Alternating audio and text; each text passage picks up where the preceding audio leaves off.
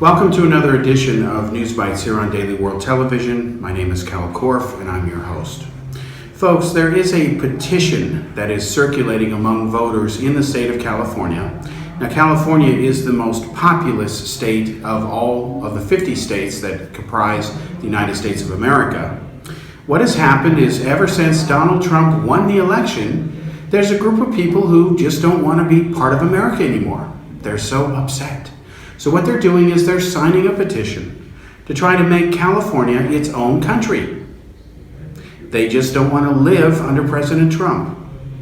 Now, let's say that there's enough votes that get this measure to be passed on the ballot. The problem is, under U.S. laws, 3/4 of the rest of the states would have to agree to California's request to leave the United States of America. And that's just not going to happen, folks. The very idea of doing this is arguably delusional. It is a waste of money that could be used to help the poor.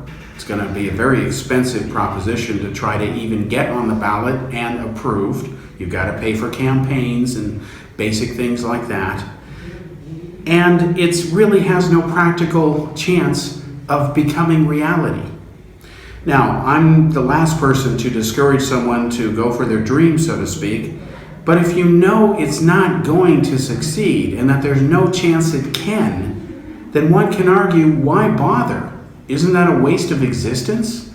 And while people have the right to waste their existence, it's their life, they can do with it or not with it as they please, the idea that you're going to try to get a measure passed by voters which, even if it succeeds, has no chance of achieving its objectivity, is arguable insanity.